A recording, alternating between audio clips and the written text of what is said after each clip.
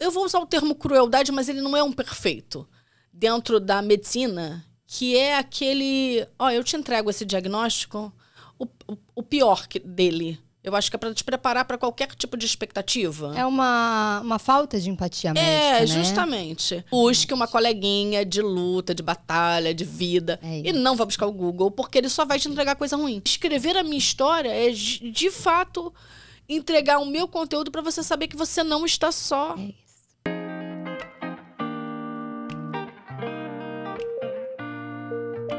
Um olhar de cuidado e respeito sobre a maternidade atípica e suas particularidades.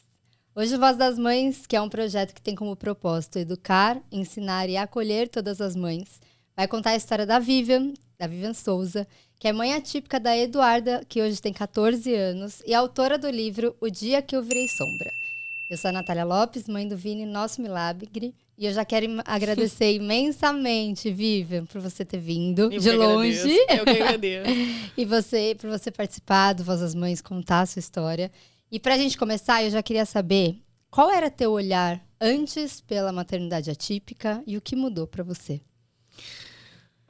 Nossa, forte essa pergunta, né? Porque antes de conhecer a maternidade atípica, a gente não tem a mínima noção do que permeia esse maternar. Sim. Eu acho que antes do presente Eduarda, a minha visão sobre o mundo era completamente diferenciada. Uhum. Hoje eu enxergo o ser humano como ele deve ser enxergado, né? Como um indivíduo único, né? A ausência de receita de bolo para o filho de todo mundo. E eu acho que essa dádiva foi me dada no momento em que eu descobri que eu gestava uma criança com uma má formação. Sim.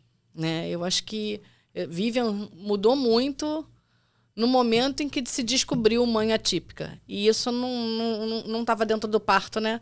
Isso começou 15 dias antes do nascimento da Eduarda e se perpetua até hoje. Antes, na gestação, antes desses 15 últimos dias, ela tinha sido uma gestação tranquila, ultrassons tudo certo? Como que foi? Então, eu tenho lúpus eritomatoso sistêmico, então o meu acompanhamento era muito mais de perto, né? E por conta disso, a gente fazia muito mais ultrassonografia que as outras pessoas, né? O investimento nesse tipo de paciente, né? Que é um paciente com uma imunidade diferenciada, era maior. Uhum. Então, eu fiz 9 ultrassons. Normal são bem menos. Sim. Eu fiz 9. E até da 7ª para a 8ª, em nenhuma delas... Nem na morfológica, nem na translucência local, nenhuma delas, Eduardo apresentava nenhum tipo de má formação. Não tinha nenhuma sinalização dessa má formação, que acontece no primeiro mês de gestação. Uhum. Ela já tinha mielo quando eu fazia esses acompanhamentos. Mas não era visível. Né? O diagnóstico de mielomeningocele veio com quantas semanas? 36. Tardia. Muito tardia. Já não dava para fazer intraútero, já não dava para fazer nada. Tá. A gente tinha que parir e... Se não daria para... Se você tivesse descoberto antes, daria para fazer? Até o 3º mês de gestação é bem possível. Entendi. Mas não te garante muita coisa, tá? E aí, como que foi descobrir esse diagnóstico? Então... Nessa 7ª ultrassom, que é aquela ultrassom que a gente verifica, era um parto normal. Então, a gente estava buscando o encaixe perfeito, o posicionamento do feto e etc. E aí, um silêncio dentro da sala de ultrassonografia se estabeleceu. E a minha mãe estava comigo e ela me olhava e eu olhava para ela e falei, tem alguma coisa de errado. E ninguém me dizia o quê. Eu falei, eu acho que ela tem hidrocefalia. Pela visualização do perímetro cefálico, porque era visível, né? Uhum. Eu acho que ela tem hidrocefalia. Não imaginava. Nem era um nome que... Já tinha ouvido falar? Nunca. E olha que minha mãe era da área da saúde. Né? Mas a gente nunca tinha escutado nenhum caso. Sim. E olha que é enorme. Né? Hoje eu vejo que são muitas mães. Sim. Muitas. Enfim. E aquele silêncio estabelecido... E chama outro técnico, e chama outro médico, e chama... Bom, enfim. E daqui a pouco eles vieram e me falaram, ela tem uma má formação, vamos terminar o ultrassom e a gente vai conversar fora da sala de ultrassonografia, né? Vamos conversar aqui no consultório. E aí, bomba. Ela tem mielomeningocele. Já falaram o nome, já falaram Já. tudo. E hidrocefalia, porque o perímetro cefálico dela está muito grande dentro da barriga. Cresceu consideravelmente em pouco tempo. Tá. E aí, o que é isso? E existe... Eu não vou generalizar, mas existe uma... Eu vou usar o termo crueldade, mas ele não é um perfeito. Dentro da medicina, que é aquele... eu te entrego esse diagnóstico, o pior dele. Eu acho que é para te preparar para qualquer tipo de expectativa. É uma falta de empatia médica, né? Justamente. Eu acho que eles estão tão acostumados ao caos e a diagnósticos difíceis que esse sofrimento não impacta mais neles. E aí jogaram isso no meu colo. Pum. E eu vou te falar que você não é a primeira, não vai ser a última, porque assim, todas as mães aqui que vêm no Voz das Mães falam, todas elas falam. Sofri sim, falta de empatia médica, os médicos não sabem dar diagnóstico. Não sabem, não estão preparados para um diagnóstico humanizado. Entender que existe uma vida e um ser humano ali que tinha uma expectativa grandiosa. Eduarda é minha única filha. E eu fui mãe aos 33.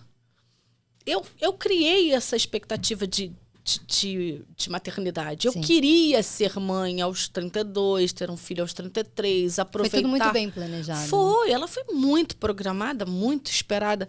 E aquilo caiu como uma bomba. Eu falei, pô, cara. E aí vem o primeiro ponto que vem na nossa cabeça é a cobrança. Onde foi que eu errei? Por quê? Não, eu fiz alguma coisa. Será que é o lúpus? Meu Deus. E aí você começa a... Aí você vai para aquele pior dos lugares. Nunca façam isso. Google. Ah, menina! O doutor Google, ele é maravilhoso em te entregar conteúdo negativo. Ele nunca entrega olha, que maravilha, mielomeningocele tem um prognóstico de vida maravilhoso. Imagina. Não. Mas o Voz das Mães, ele veio justamente por causa disso. Porque se Deus quiser, logo a gente vai ter todas as doenças, todas as síndromes, tudo aqui pra mãe receber o diagnóstico. Vou pro Voz das Mães. Vamos lá, né? Não, porque não dá. Buscar referência de verdade. Porque a gente vai pro Google, a gente só vê tragédia. Só vê então, coisa assim, ruim. eu fui... Nossa, quando eu abria... Sem brincadeira, assim, as imagens, porque você vai primeiro no texto e depois você vai nas imagens. Você quer ver o que vai ser.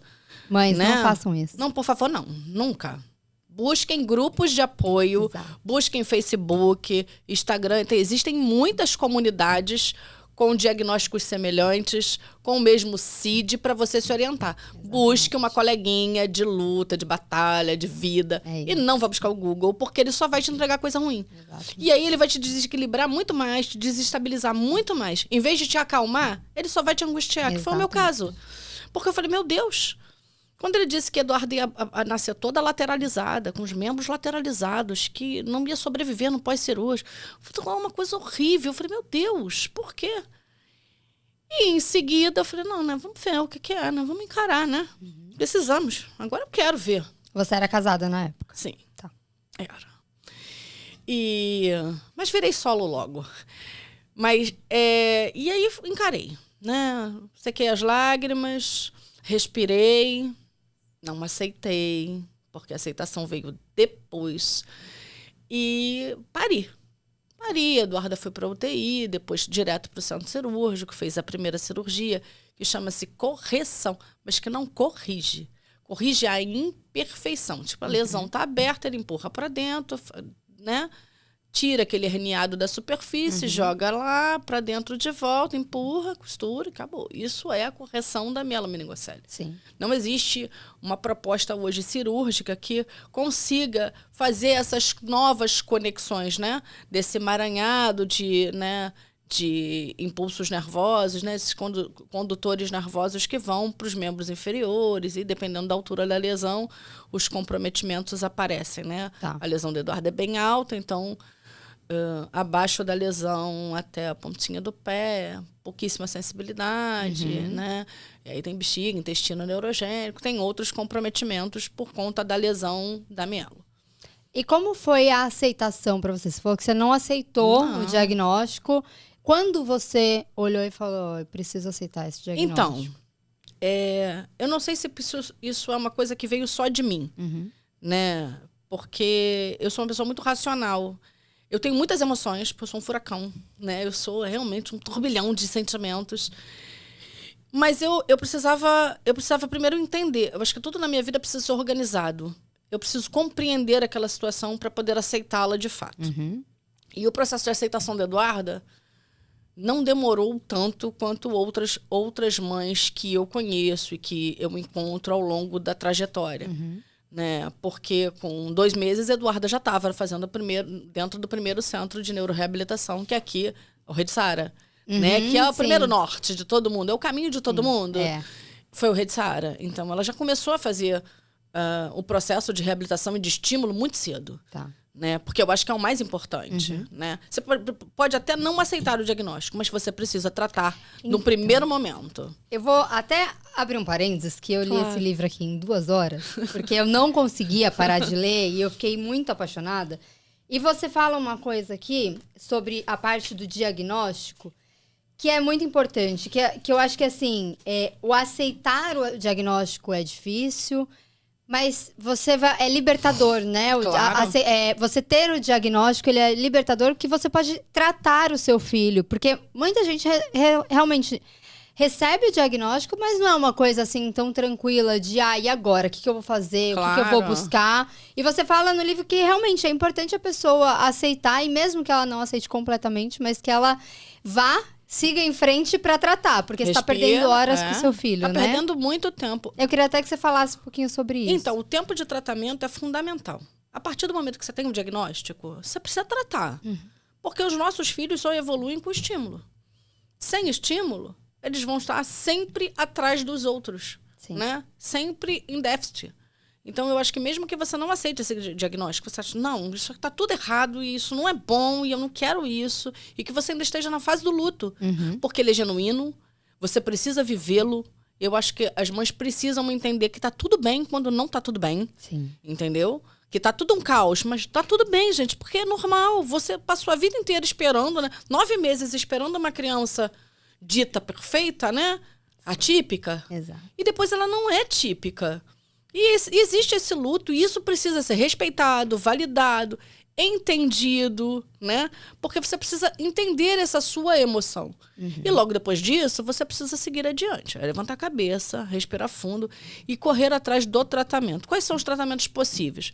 Né? A gente sabe que pelo SUS é muito complicado, e a gente tem só o Sara como centro de referência, né, em neuroreabilitação. Mas existe um leque de outras possibilidades. E aí, dentro da sua possibilidade, existem os ajuizamentos, existem os planos de saúde, existem ajuizamentos contra estados e municípios, que muitas mães nem sabem que isso é possível. Garantir tratamento de qualidade aos filhos da gente é possível ajuizando estados e municípios. Né? Então, precisamos também de advogados especialistas nessa causa. Sabe? Eu conheço alguns, tenho trabalhado do lado de outros para que isso seja muito mais fácil e muito mais acessível, porque o custo disso também está muito elevado. Muito. A gente brinca que a maternidade atípica é tudo a partir de 1.000, né? Eu nem conheço 1.000 mais. Porque assim, uma consulta médica, R$1.000. Uma faixa para amarrar no pé. Exatamente. Fala, meu Deus, por quê? Né? Eu falo para ela, é muito rica você, não nasceu na casa da Xuxa, filha. Nasceu na casa da Vivian. Então, e aí, uma outra coisa que você disse... hoje, o roteiro do diretor, você me perdoe, né? Porque a gente vai aqui. Porque esse livro, eu acho que ele tem uma mistura de tantos sentimentos. Porque eu falo que a maternidade atípica, ela não é só um diagnóstico, né? Porque cada mãe ali tem o diagnóstico do teu filho. Cada pai também, mas eu friso muito sobre a mãe da maternidade atípica, porque...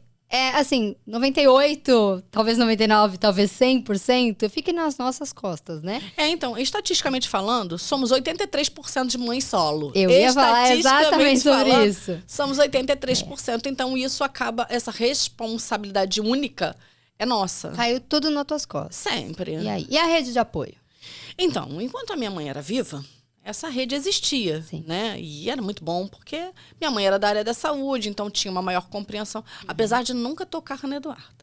Apesar de nunca passar uma sonda. A minha neta, não.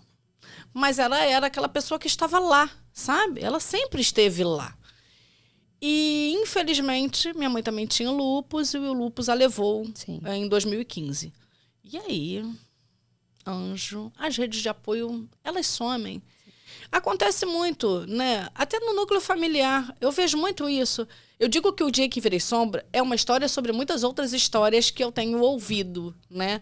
E ele só tomou essa forma para isso mesmo. Acho que para entregar para as mães esse entendimento que acontece. Você não é só com você. Entendeu? Então, assim, a gente se sente um pouco abandonado nesse processo. É um vizinho que finge que já não te viu e um monte de rótulo que colocam sobre a gente guerreira, forte, corajosa. Acho que é já para não ter que, né, ser rede, né? Não, ela dá conta. Ela dá conta de tudo. Ela é forte. Eu digo pra Duda que guerreira é a Xena, que acorda de manhã maquiada e com o cabelo perfeito. Não sou assim, não quero ser assim, quero que as pessoas entendam que eu sou um ser humano cheio de falhas, que às vezes eu não dou conta, que eu tenho frustrações genuínas como todas as outras mulheres têm, mães típicas também têm frustrações. Exatamente. Então a gente não somos um bicho de 7 cabeças não, né? A gente precisa desconstruir isso sobre nós, porque a gente precisa sentir de forma igual. É tudo mãe. Umas de um jeito, outras de outro, até porque ninguém é igual a ninguém. Exato. Né? E tem filhos típicos que dão o mesmo trabalho que os nossos. Até mais, às vezes. De verdade. Mas eu acho que é muito isso. E eu passei de 18 semanas até 37 não sabendo qual seria... Como o Vini nasceria, né? Sim. E aí eu ouvia muito uma frase, que eu tenho terror dessa frase até hoje, que é o vai ficar tudo bem.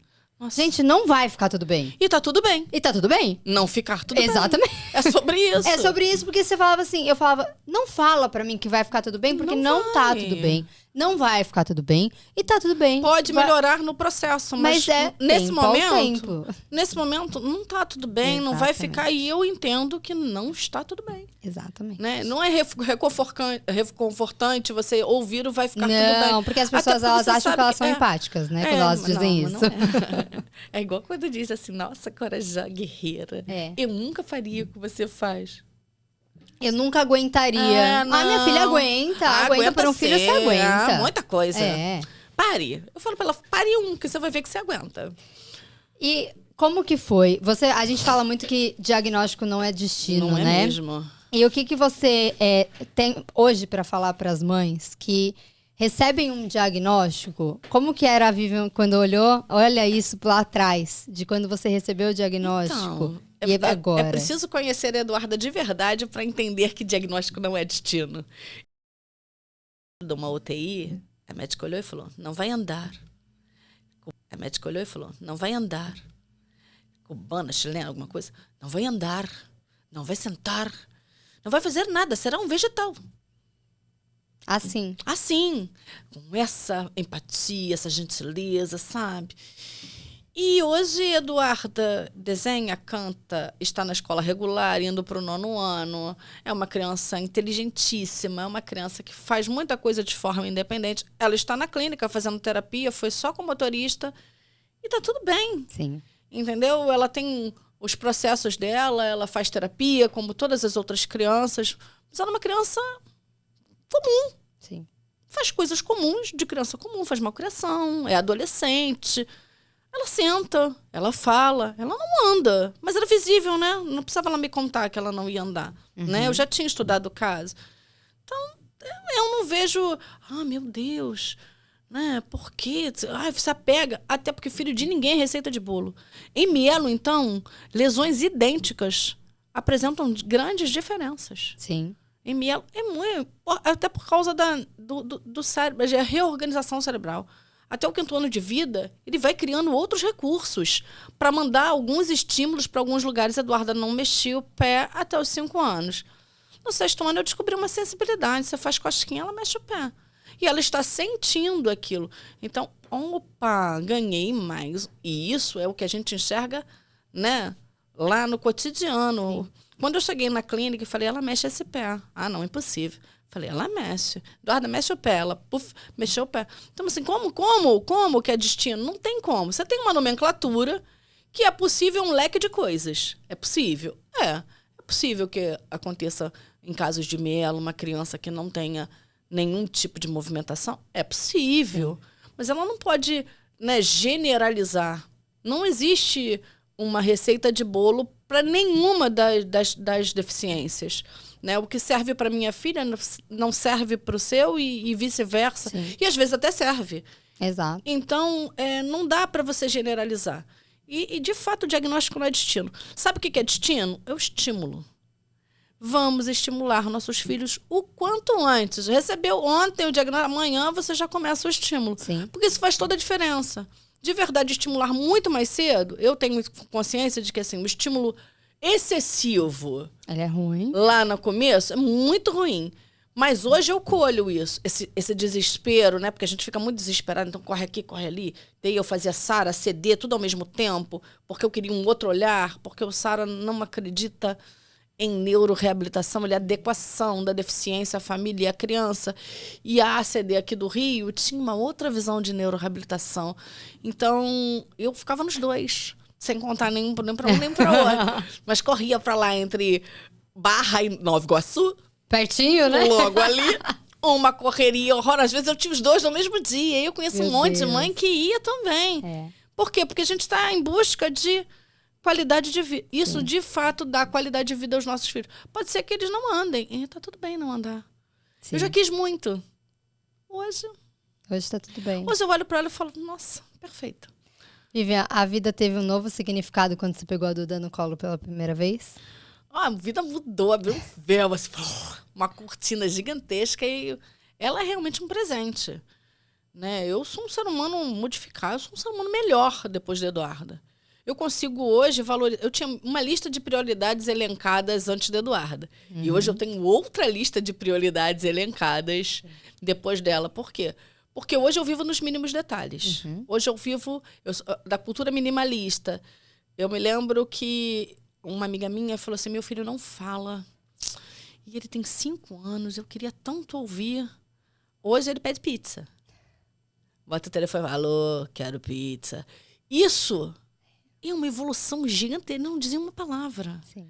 Quando ele pega o telefone e fala, alô, quero pizza, você imagina quanto de processo ela teve para chegar até aí. Sim. Então, assim, para uma criança típica, alô, quero pizza é uma coisa normal. Ele pede aos 2. Sim.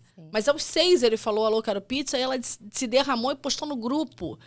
E nós, todas do grupo, lógico, estávamos aos prantos, porque a gente queria já mandar pizza.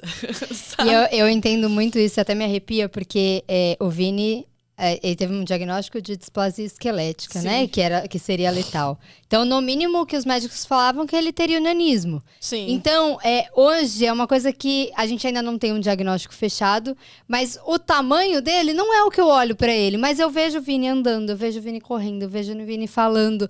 Isso, pra mim, é uma coisa que eu falo assim, gente, o que foi falado lá atrás já caiu por terra. Então, independente do diagnóstico dele, eu já vejo meu filho fazendo coisas que falaram que ele não ia fazer. De verdade. Até é o que a gente diz, diagnóstico nunca não é destino. É só diagnóstico. É diagnóstico. E é aquilo que os médicos têm enquanto ciência. Ela é coletiva, sabe? É uma coisa que é engessada. É isso e ponto final, sabe? E eu acho que, assim, uma coisa que eu vejo, e principalmente agora estudando tanto essa parte do Voz das Mães, das doenças raras, das síndromes, eu vejo o quanto o Brasil não está preparado para receber as crianças atípicas. O quanto faltam hospitais para doenças raras, o quanto falta... A gente sofreu uma falta de empatia médica agora, a semana passada, com o Vini para fazer um raio-x, que a médica simplesmente olhou para mim, porque ele estava gritando, que ele parecia que ele não queria fazer aquele raio-x.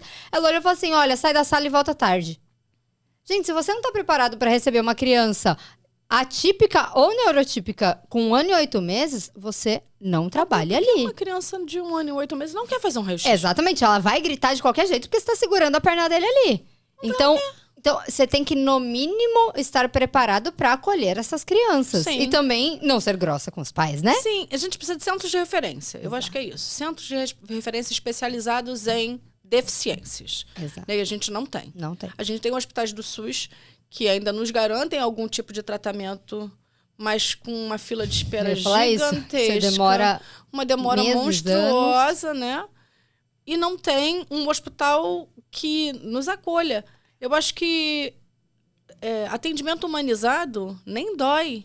E você não precisa, isso não tem custo. né? É um treinamento para as pessoas entenderem. Eu acho que o que a gente faz aqui hoje é entregar esse conteúdo para as autoridades. Exato. Eu sempre estou enchendo o saco deles mesmo, porque eu sou aquela que gosta de martelar, né? Quando as pessoas falam, nossa, fizemos um projeto inclusivo. Eu falei, calma aí, não, inclusão. Você fez uma rampa. Rampa é acessibilidade, é metade do processo da inclusão. Isso é maravilhoso. Aquelas empresas que levantam bandeira no dia da inclusão, posta fotinho no Instagram falando, olha, eu tenho uma rampa. É acessível. E aí você chega lá e não tem nada de acessível. Eu já discuti com diretores que falam assim, não, minha escola é inclusiva. Eu falei, não, mas sua escola é só acessível porque ela tem rampa. Ah, mas eu tenho um banheiro adaptado. Eu falei, mas a minha filha não usa o banheiro. Você tem uma maca para ela trocar uma fralda, para ela passar uma sonda? Isso não é inclusiva. Ela consegue participar de todas as atividades de forma coletiva, não excludentes. Coletiva. Então, ela faz uma educação física, um vôlei sentado com a turma dela. Se ela não faz, a sua escola não é inclusiva. Maravilhoso. Ela é só acessível, amor. E tudo bem, a gente está caminhando a passos de tartaruga para isso. Isso para as crianças. Sim. Agora, vamos falar sobre as empresas para as mães das crianças? Nem querem a gente. Não queriam nem quando a gente não era mãe. Exato. Com a possibilidade de gestar. Então, aí a mãe, ela já tem um problema de... Uma das coisas que ela mais é mandada embora é depois que ela engravida. Justamente. Depois que ela tem filho. Aí vem uma criança atípica e aí você não tem possibilidade de levar seu filho para uma terapia, levar seu filho para um médico. Acabou para você. Você tem que voltar e viver do BPC. Conta sobre o BPC. Então, o BPC é uma vergonha, né? Uma vergonha. R$1.320 para uma família que compra uma faixa de 280, que foi o meu caso. Uma vergonha. É dizer assim, você é extremamente miserável e eu tomo esse cadinho aqui e cala a boca. Porque eu acho que a política paternalista, o que tinha que dar pra gente é espaço. Exato. Empresas com home office. Exato. Pra gente poder trabalhar no notebook. Porque a gente é inteligente pra caçamba. Nós temos profissões, formações antes de ser mãe. Somos mulheres, provedoras de renda. Somos empreendedoras. Porque quando você fala em empreendedorismo, aquela moça que faz o bolo do pote, ela é empreendedora. E quantas tem que virar empreendedoras porque as empresas não aceitam? Porque ela precisa levar a filha pra terapia, justamente. O filho pra terapia, pro então, médico. Então, a menina que pode trabalhar no home office, ela leva o notebook. Pra onde ela for. Pra onde ela for, ela continua trabalhando, ela continua sendo produtiva, ela é geradora de renda. Exato. Né? Ela paga o imposto dela de forma... E não está pendurada num BPC que não dá dignidade. Eu acho que o BPC tira a dignidade da gente. Né? É necessário? Em alguns casos, de verdade é. Né? O BPC é liberado para todas as mães atípicas? Não, para mim não foi. Foi esse que não te liberaram, que foram liberar só depois? Eu tive que ajuizar. Sim. Eu entrei no INSS 3 vezes. Dei a entrada no INSS pedindo BPC. E eles falavam o quê? Não, você não vai receber por quê? Não tinha justificativa. Só não vai receber mesmo. Não tinha justificativa. Tá. A renda do pai. Eu não era mais casada com o pai, então a renda não divide, né? Porque o BPC é tratado com renda familiar. Até porque o pai ele tem que pagar pensão, que é, né? Normalmente é. Né? De 20 a 30% do salário bruto. Mas isso o cara ganha pouco. Exato. Isso é inexpressivo diante de tudo que você... Existem mães que pagam um aluguel, que pagam um aluguel, que tem um filho com deficiência. Medicação. A medicação não está no SUS. Crianças com intolerância à lactose. E aí vai pegar uma fórmula que é caríssima. Fórmulas especiais que são muito caras. Sim. E se você não tem ninguém de suporte para te dizer, olha só, precisa ir por aqui. Defensorias fracas. Olha, eu tive na OAB... E eu saí de lá com a alma lavada, porque eu realmente não tenho medo. Isso é uma coisa que eu não tenho, é medo de falar. Não vão calar minha voz mesmo.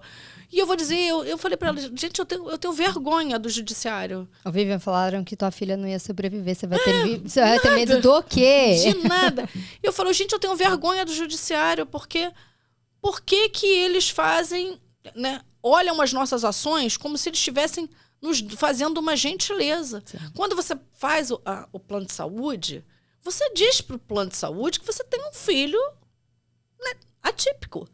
E você passa por 2 anos de carência sem poder usar aquela porcaria para fazer nada. Exato. Continua usando o SUS e sufocando essa rede já, né, super encalacrada, cheia, né? E passa 2 anos pagando, meu Deus, fala, quando eu puder usar, isso acaba. Mentira. E aí, quando você vai usar e você entrega um conteúdo, porque assim, Eduarda, eu só ajuizei quando a Eduarda precisou, fez uma cirurgia, né, da coluna, e a gente precisava de fisioterapia de verdade, porque ela perdeu muita coisa. Tudo que eu tinha conquistado até os 7 anos de vida, eu perdi naquele centro cirúrgico. Nossa. E a Eduarda perdeu muito dos movimentos, muito da qualidade de vida, desequilibrou e etc. E aí eu precisava fazer. E aí eu só consegui ajuizar, eu só consegui o tratamento porque eu tive que ajuizar. E mesmo assim levou mais de 1 ano. A juíza negou. Sim. Por quê? Vocês vão falir o plano de saúde. Mas não pensaram nisso quando a gente pagou aqueles 2 anos, né? Exato. Né? Porque Aqueles 2 anos aí, que você aí não o usa. dinheiro que a gente gasta não vale de nada. Não. Mas o Vini, até hoje, exames que a gente precisa fazer. Exame genético, então? Dificílimo de achar. Não, difícil de achar, caro pra pagar, E sem reembolso reembolso. não existe. Então, aí as pessoas falam pra mim assim, mas tem que fazer no particular? Vai tentar no público. Tenta no SUS. Se achar o lugar que faça. Exato. Você não acha, demora, Às vezes não tem kit. o resultado demora mais ainda. 1 ano e meio. Para um convênio, já demora às vezes 30, 40 dias úteis. Sim. Imagina para um SUS. Sim. Isso é muito absurdo. Mas vamos voltar, porque essas histórias, pra mim, São a gente... complicadíssimas, Não, né? pra mim, assim, o Voz das Mães, ele é pra isso, entendeu? Eu acho que a gente precisa, é um lugar que a gente tá aqui pra falar sem pudor. Eu acho que a gente tem que falar mesmo, porque se chegar em alguma autoridade, por favor, né? Vamos ajudar essas mães ativas. Vamos olhar pra nós, né? Exato. Estamos a gente aqui hoje. a gente precisa ser olhada, porque tá crescendo cada vez mais. Tem muitas crianças, são muitas doenças, são muitas deficiências que não são vistas. Não, a gente não tem esse olhar. E aí, falando nesse olhar, você foi muito julgada quando a Eduarda nasceu? Demais da conta. Até no núcleo familiar. É. A responsabilidade é sempre nossa. Mas o que as pessoas falavam? Que era por conta do Do lúpus? lúpus, eu já tinha tido um câncer e... é porque você teve um câncer. É porque você que quis. Agora segura. Isso não é problema da gente. Nossa, mas muita coisa. Em algum momento falaram pra você que você poderia tirar ou interromper tua gestação? Sim. E as pessoas achavam que você tinha que fazer isso? Alguém falou isso? Já com você? Achavam, ouvia. Só que isso não é um direito delas, né? Sim. É sempre meu. Sim. E eu não é. Isso nunca passou pela tua cabeça? Nunca. Eduarda era muito amada, imagina. E assim, eu também tive um diagnóstico muito tardio, como eu ia abortar aos 8 meses. Sim. Eu nem sabia. Até então ela era muito amada. Depois disso, não podia ter abortado aos 3. Sabe? Se soubesse aos 3, abortava. Não abortava. Eu tenho uma amiga que gestou uma criança com mielo, anencéfalo, pariu, esperou morrer e enterrou. Sabia que não tinha sobrevida. Sim. Mas ia abortar? Por quê? Toda a vida importa. Exato. Ai, meu Deus. Eu gostei de uma frase que você falou na nossa conversa, que você prepara a sua filha pra ser forte e não pra ser vítima. Sim. Como que é essa criação que você tem com ela? Então, eu acho que o mundo, ele é extremamente... Não tem preparo nenhum para receber os nossos filhos. Sim. Então, se a gente em casa começa a enxergá-los como vítimas da sociedade, não prepara de verdade para receber aquilo que está lá fora, né? Eles vão ser frágeis demais. Qualquer coisa vai abalá-los, né? Então, eu digo para Eduarda que não tem nada de errado com ela, né? E que ela tem que aprender, de fato, a se virar da forma que der, do jeito que der. Se a casa não está adaptada, crie um método para isso acontecer. Mas aqui não tem espaço. Use uma cadeira, uma prancha, uma tábua, mas saia desse quarto, sabe? Você tem que tomar banho sozinha, você vai tomar banho sozinha. Mas eu posso escorregar. Tudo bem, você cair do chão não passa. Às vezes eu sou um pouco cruel, eu sinto essa crueldade às vezes em mim, sabe? Meio mãe, meio raiz, sabe? Não sou mais Nutella. Mas é porque eu não sou eterna. Sim. Eu não vou estar ali a vida inteira para protegê-la. Eu quero muito que ela alce grandes voos, porque ela tem um cognitivo excelente, né? Principalmente para artes. Né? Então eu acho que ela precisa alcançar os objetivos dela sem ter uma mãe o tempo todo esquadrinhando os processos dela, sabe? Ela precisa ter a liberdade de decidir quem ela quer ser. Sim. Só que se eu ficar o tempo todo direcionando, eu não crio um cidadão.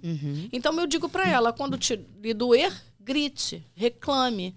Quando alguém perguntar e você se sentir invadido, fale. Entendeu? Não me espere que eu vá fazer isso por você, eu vou ficar te olhando. Se eu vir que você não conseguiu e a pessoa está insistindo, aí eu vou intervir. Mas, de outra forma, eu espero que você faça. Sim. Então, se alguém pergunta qual é a sua deficiência, por que você está na cadeira, se você se sentir confortável em dizer, diga. Se não sentir confortável dizer, Tá tudo bem. tá tudo bem. Você contou pra ela o diagnóstico dela quando ela tinha quantos anos? Muito cedo. É. Muito cedo. A Eduarda falou muito cedo, né? Ela é muito inteligente. Eu já disse que ela é muito inteligente, né? Então, muito cedo, a gente virou um clã, né? Acho que deixou de ser mãe e filha pra ser, sabe? Parceria, sabe? Mas teve aquela conversa de chegar e falar, Eduarda, claro. vamos... No momento mais... Eu acho que foi na fase da primeira infância, lá na escola, quando tinha 3 para 4 anos, que ela começou a buscar a ideia de que, por que eu não mando? Tá. E aí, nesse momento, a gente sentou e conversou. Olha só, você tem essa má formação, você já tem a rede social, vai buscar, né? Vamos entender. Olha, esse aqui, eu tenho aqui uma cartilha sobre o que é mielo, quais são as suas possibilidades. Nunca via de regra. E eu entreguei para ela e falei, olha só, isso, isso e isso. Quando você vai andar? Não sei. Será que eu vou? Também não sei. Sabe? Por quê? Porque você nasceu com uma má formação assim, assim, assim. Porque eu sou diferente? Sim. E ponto. Eu também não fiquei, sabe, floreando uma coisa que não tem um floreio. É o diagnóstico e pronto. Exatamente. Não é para ficar floreando, é para você entregar esse conteúdo e deixar que eles se resolvam. Se aquilo, acaso, trouxer alguma angústia, eles vão trazer pra gente. Tenha certeza que eles vão perguntar de novo, você vai acabar se repetindo. Mas entregue para ele a verdade. Não pode ser fantasioso. Hoje ela já entende dos diagnósticos, ela conversa com os médicos junto. Tudo. Ela já... Deixa que eu falo. É a minha vez. Não, eu tô falando isso porque a gente teve um episódio com a Priscila Viana, Sim. que a filha dela, a Rebeca, tem espinha bífida. E aí até, ela mora nos Estados Unidos, eu conheci a Rebeca, elas vieram pro Brasil esse ano, e a gente tava conversando bastante, e a Pri fala muito isso. Fala o quê? Hoje ela já debate com os médicos, já fala, eu quero fazer isso, quero fazer aquilo. Então, eu me lembro que quando a Eduarda fez a artrodese, que ela botou os parafusos na coluna, eu estava, de fato, muito mexida com essa cirurgia, uma cirurgia muito grandiosa, de grande porte, eu estava muito nervosa. Ela falou, não se preocupe, eles vão abrir minhas costas, vão fazer isso, aquilo, aí eles botam os parafusos assim. Ela procurou no Google um vídeo, assistiu um vídeo dessa cirurgia. Senhor! Me contou como seria. Não, tudo bem, é assim, ó, eles abrem, cortam, aí fica assim de bruços, etc, sabe? E foi elencando os procedimentos da cirurgia. E é tudo de boas. Tudo bem, fica calma, relaxa. Isso ela tinha 7 anos. Aí você olhou e falou... eu olhei e falei, meu Deus, não é uma criança. Mas é que eu acho que pra eles, eu acho que a gente problematiza muito mais do que muito eles, mais. né? Pra eles vão entendendo o que é, como muito que simples. Porque é a forma de eles existirem. Exato. Então, assim, você não se olha no espelho e você não se entende como um todo? Mas é porque acho que não tem expectativa, né? A Nenhuma. gente cria uma expectativa muito grande, cria aquela ansiedade. Porque é lógico, eu falo assim, ninguém dorme falando, o meu sonho é ter um filho atípico. Não, imagina. Ninguém sonha isso, não, ninguém quer. Isso é fantasioso. Ninguém deseja. Se alguém te contar isso, duvide, porque não é verdade. Mas eu acho que existe uma preparação e pra eles já nascem assim. Então, é uma coisa muito natural pra eles. É orgânico. É, porque eles não conhecem o diferente. E pra eles é o normal. Sim. Então, e eles param de fazer comparativos muito cedo. Eles Qual foi o momento que entendem. você parou de comparar a tua filha? Muito cedo. Muito. Quando eu decidi botar na cadeira de rodas. Porque a cadeira de rodas é, de fato, o momento mais difícil para as mães que gostariam de ver os filhos andando. Sim. Então, quando eu tomei a decisão de colocar na cadeira de rodas, que também foi uma decisão que foi única e exclusivamente minha, porque eu vou levar a criança no carrinho para tudo quanto é lugar e ela ficar parada, porque o carrinho não movimenta. Né? Então, ele fica parado, você empurra. E a cadeira de rodas é libertadora. Quando a Eduarda sentou na primeira cadeira de rodas, que tinha um assento 20 por 20, que era um negócio desse tamaninho, que ela sentou, e que eu trouxe no Sara com a cadeira, ela falou, não, tá pronta. Nem precisa fazer o treinamento. Nasceu com a cadeira aí. E ela já dava... empinava a cadeira. Não foi uma coisa de louco, sabe? Eu falei, meu Deus, foi a coisa mais perfeita que eu fiz na vida, foi entregar esse conteúdo pra minha filha. Porque hoje ela é livre. Sim. Então, se ela vai numa festinha, onde as crianças estão correndo, ela tá tocando. Entendeu? Se ela quer roubar um brigadeiro, eu não roubo por ela. Né? Não tenho mais essa missão. Ela vai sozinha. E foi libertador pra minha filha. Foi o melhor momento da minha história. Sim. Porque eu entendi que eu tava no caminho certo. Enxergando a minha filha com tudo que ela precisava e entregando pra ela a liberdade que ela necessitava naquela época. Hoje ela voa naquela cadeira de rodas, né?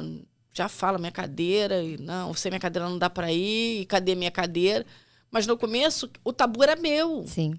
Ela aceitou de boa. É porque é o que os outros vão pensar, o que os outros vão achar, como vai ser, como ela vai ser vista. Eu achava que naquela época, se eu colocasse na cadeira, eu estava sentenciando entendi. ao não andar. Uhum. E não é sentença, é libertação. Sabe? Hoje eu me enxergo completamente. Levei muito tempo para enxergar, mas né, enxerguei. Eu comprei essa cadeira, a Eduarda tinha esse tipo de escola. Eduarda entrou para a escola com 4. Não, começou muito cedo. Ah, já começou cedo. Cedo, por quê? Porque a gente queria que ela tivesse essa independência. E ela já caiu 1 milhão de vezes na cadeira, já tem uns ralados. Eu falei, gente, é típico, tá vendo? A criança típica corre, rala o joelho. A minha filha corre com a cadeira, cai da cadeira, e rala o joelho. Rala um braço. E tá tudo bem. Vivian, quando nasceu o dia em que virei sombra? Nossa, o dia em que virei sombra nasceu da ausência da rede de apoio. Quando todo mundo sumiu e quando eu não tinha mais ninguém, eu precisava botar isso para fora. Sim. Essas angústias, os meus processos, as minhas tristezas, as coisas que me abalavam, os gatilhos que eu tinha, enfim. E eu comecei a escrever. Aí eu encontrei um amigo que estudou comigo lá no ginásio, no primário, no ensino médio. E a gente faz aniversário no mesmo dia. Ele tá aqui, tá gente. Aqui, inclusive, ele é assim, ele não só é aquele amigo parceiro que ajuda e incentiva a escrever o livro, como vem pro podcast pra ela não desistir. É isso aí, ele é o meu motivador, sabe? Ele fala, vai lá, vai fazer isso mesmo. Que é amigo isso é de muito. Verdade, ele é demais. E a gente nasceu no mesmo dia, no mesmo mês, no mesmo ano. Meu Somos Deus, almas gêmeas. E aí ele falou assim pra mim, isso dá um livro. Eu falei, eu tenho escrito. Aí ele, não, então vamos publicar. Aí eu mandei as garatujas para ele, um monte de coisa escrita, e ele foi lapidando isso comigo, ele me ajudou a decidir a editora, foi ele que... Ele foi... E por que do nome, O Dia que Virei Sombra? Então, a gente vai falar sobre isso por... Acho que... Não, vamos falar agora mesmo.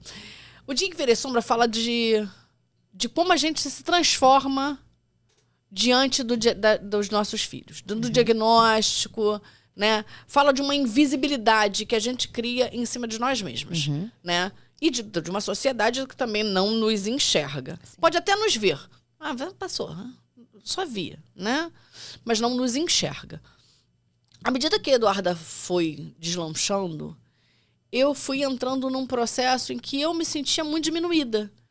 Porque eu era só a mãe da Duda. Eu sou muito mais do que isso. Sim. Né? Eu estudei a beça, eu sou uma pessoa...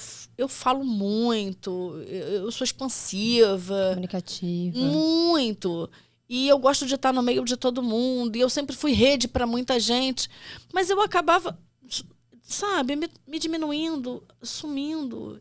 E virando realmente a sombra da Eduarda. Ao ponto de eu ser só mãezinha.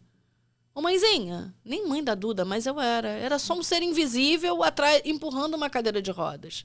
Eu, um robô, um cachorro, qualquer outra coisa que estivesse empurrando aquela cadeira, era indiferente. Sentia. Era como eu me sentia. De fato, muito invisível. E, assim, muitas das mães também passam a praticar essa nulidade das suas histórias. Né? Não enxergam que podemos ser muito mais do que só a mãe de alguém. Né? Sim. Que o nosso potencial não está só em ser... Óbvio que essa nossa maternidade... genuína e que a gente quer o melhor para os nossos filhos, mas a gente precisa de todas as outras áreas funcionais, né? A gente precisa do emocional muito trabalhado, a gente precisa estar no mercado de trabalho, a gente precisa estar produtivo, a gente precisa se enxergar, ou se olhar no espelho e criar um respeito por você mesmo, desenvolver de volta um amor próprio que você perde, Sim. uma autoestima que você perde. Então, assim, esse processo de invisibilidade é criado por nós... E os rótulos que, né, acham que a gente tem que dar conta de tudo, né? E essa fantasia que acha que essa maternidade é tão perfeita e ela não tem nada de perfeito, né? Ela é como todas as outras, ela tem falhas, ela tem dúvidas, ela tem angústias, ela tem emoções e ela precisa ser cuidada. Só que ninguém olha pra gente. Todo mundo olha para as deficiências dos nossos filhos e tem um monte de CID aí para falar sobre as deficiências. Sim. Um monte de gente que levanta a bandeira e fala, eu sou mãe disso, eu sou mãe daquilo. Eu não sou mãe de ninguém, gente. Eu quero ser mãe da minha filha e ponto final, mas a minha filha é uma pessoa com deficiência. A deficiência dela não fala o que ela é. Então, eu não quero identificar... Oi, eu sou Vivian Souza, mãe da Eduarda, que tem mielo meningocele. Não. Basta dizer que eu sou mãe da Duda. Entendeu? É isso que a gente tem que desconstruir. Eu não quero ser a mãe de uma criança que tem mielo meningocele. Eu quero ser mãe da Eduarda e ponto final. Porque a mielo não define quem é Eduarda. Eduarda é uma pessoa antes de ter a deficiência. Exato. E aí a gente fica se tornando muito invisível diante desse diagnóstico, diante da sociedade que não nos enxerga, diante do BPC, que é aquele, do desgraceiro. Meu Deus, eu sou uma infeliz porque eu só posso isso. E aí você começa a achar que você é muito incapaz, que você está muito incompetente, que você... E aí você começa a cobrar, até o ponto que você deprime. E onde foi a virada de chave da Vivian, assim, ó? Então, deixa eu sair dessa sombra. A virada de chave começou em 2018, quando eu resolvi abandonar o ninho e morar sozinha. E viver as minhas próprias histórias. Não viver mais à sombra de ninguém. Nem da minha mãe, que já havia falecido, porque eu tive que cuidar dela durante muito tempo. Sim. Nem do marido, nem dos irmãos, nem de ninguém. Nessa época você ainda era casada? Sim. Morava junto? É. E aí eu resolvi morar sozinha. O lugar onde eu estava era um lugar onde me traziam muitas memórias, muitos gatilhos, porque minha mãe acabou... O final da história da minha mãe foi lá dentro da minha casa. Eu tomei essa decisão e fui embora. Juntei meia dúzia de coisas e fui. E aí, sentada numa varanda, olhando pro nada e falando, cara, o que eu fiz? Você e Duda. Só eu e ela. Um monte de coisa revirada. Ela tava com quantos anos? Eduarda tinha 8 para 9. E eu falei, cara, e o que eu faço agora?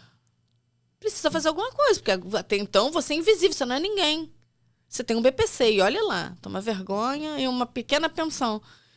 E aí uma amiga falou assim, você cozinha beça, né? Eu falei, mais ou menos. Não quer cozinhar para mim? Quero. E aí daí surgiu um Vivi Buffet. Fiquei sabendo que o feijão da Vivian é muito bom, tá? Que eu já vou lá para comer esse feijão. Heitor era um colega da Duda, também tem mielo. A mãe dele é um amor de pessoa. Devia estar aqui, Renata Azeredo, devia estar aqui. Olá, alô, Renata. Você vai ser convidada. Ela devia estar aqui porque ela é realmente uma mãe como nós. Militante. O filho dela frequenta o jogo do Vasco, faz natação, dança, vive na Lapa. Ela é uma mãe... Ela realmente trouxe o Heitor conduziu o Heitor de uma forma maravilhosa. Ela é uma mãe que realmente enxerga que não existe limitação dentro dos diagnósticos. Ela é uma mãe fantástica. Amo demais. Vamos chamar. Mas aí volta, quando você foi pra casa, e aí eu morar sozinha. E aí eu descobri o dom da culinária. Aí você foi começar a cozinhar. E aí eu cozinhava com ninguém. E montou o teu buffet. Aí eu montei um buffet. Aí dentro desse buffet, Eduarda faz um protocolo chamado Pedia Suite. Eu fui convidada por eles a fazer o coffee break dessa empresa. E aí eu fiz o primeiro, assim, muito tímida, muito... Nossa, não vai dar certo. Porque eu tenho esse problema, né? Eu me cobro excessivamente. Eu tenho mania de perfeição, então eu me cobro muito. E aí, quando eu fiz o primeiro, eu falei, meu Deus do céu, tem que fazer outro. E aí eu fiz outro, e aí fiz outro. E aí fui fazendo isso, e eu fui criando um nome, né? Sim. E as pessoas já me procuravam. Eu me lembro que na época da pandemia, as pessoas me passavam mensagem, vocês já não falta da sua comida. Aqui em casa a comida não tá boa. Era de comida mesmo. De comida caseira. Comida caseira. A refeição, né? Almoço, lanche, jantar, que as pessoas levavam para casa. A maioria era muito terapeuta, que eu morava do lado da clínica da Eduarda. Então, os terapeutas que saíam 7h30, não queriam ir para casa, pegava comida. já pegava o jantar, levava, esquentava no micro-ondas e estava tudo muito bem. Aí começou a trabalhar com isso com empresas também. Isso aí. E aí eu voltei a ser alguém que não era só a mãe da Eduarda. Veio a pandemia, isso acabou. A empresa acabou? Na pandemia. Já acabou a pandemia, já pode voltar. Não, nunca mais. Não? Não. Agora não, eu moro longe, eu agora tô numa outra vibe. Como tá a tua vida agora? Então, mais estável. Eu tô feliz porque eu sempre quis morar na praia, sabe? Eu tinha um sonho danado de morar com o pé na areia. Eu ainda não cheguei lá, mas eu tô quase. Tá quase. Muito quase. E aquele lugar me traz uma tranquilidade. E a gente tem uma paz e um sossego que é um momento novo na minha vida. Esse livro nasceu lá, sabe? Essa história foi escrita lá, sabe? A Araruama me abraça, me acolhe, me conhece. Eu já vou nos lugares e falo, mas menina que escreveu o livro. Eu nem quero muito, mas acontece. Eu sou muito tímida, não parece, ótimo. Mas eu sou extremamente tímida em alguns casos, né? Quando aponta e quando as pessoas já me procuram como referência. E isso traz pra gente uma responsabilidade muito grande. E eu tenho muito medo disso, porque imagina uma mãe que acabou de receber esse diagnóstico te encontrar e falar assim, nossa, eu tô lendo o seu livro e chorar e muito obrigada, porque você me deu um pouco de direção, eu vejo que eu não tô sozinha. É a hora que eu encontro, eu colho o fruto disso. Sabe, o resultado dessa história, de contar a minha história, porque ela é uma história difícil. Sim. Ela não é uma história linda de se ler, não é um romance, no final, o mocinho salva a mocinha. Não, ela não tem nem fim.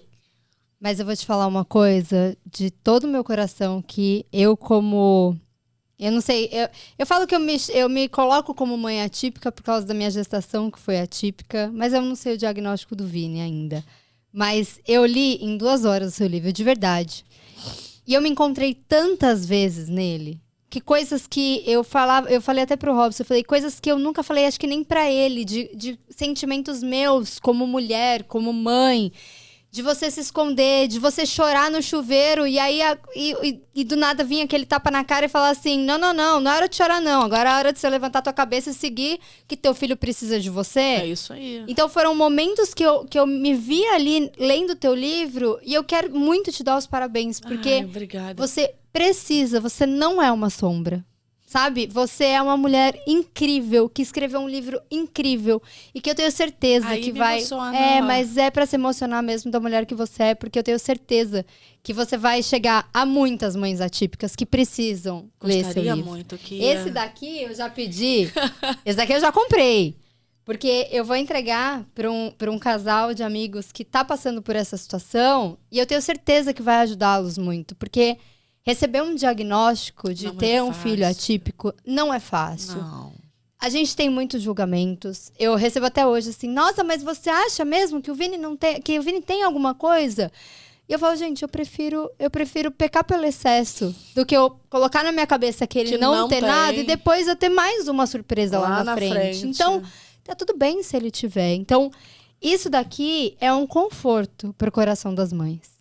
Que bom, tomara que realmente esse conteúdo chegue... Vai chegar. Chegue às pessoas, porque esse sempre foi o interesse. Quando eu estava falando com o Mário, eu disse que eu precisava alcançar uma.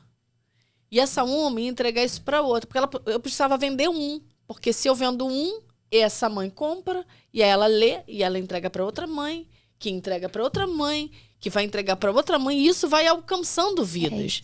De fato, tá escrito aí. A minha intenção nunca foi brilhar.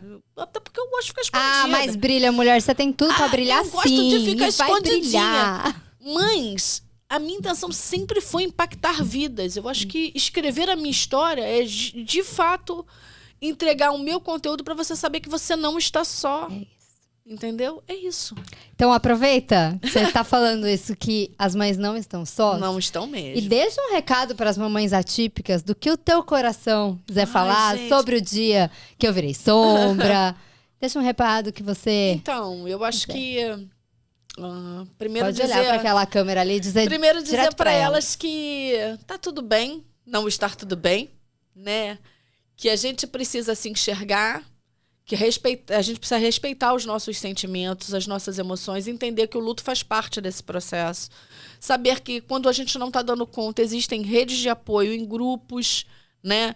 Em grupos de Facebook, em grupos de WhatsApp, né? Que você evite os contatos com o Google, que você busque referências, que você busque pessoas que passaram por essa situação primeiro que você busque literatura sobre esse assunto. Eu até indico o meu livro, porque te dá um pouco de direção sobre o que pode acontecer, o que, né, como esperar e como proceder. Eu acho que dá para você aproveitar esse conteúdo e dizer assim, tá tudo bem, você não tá sozinha.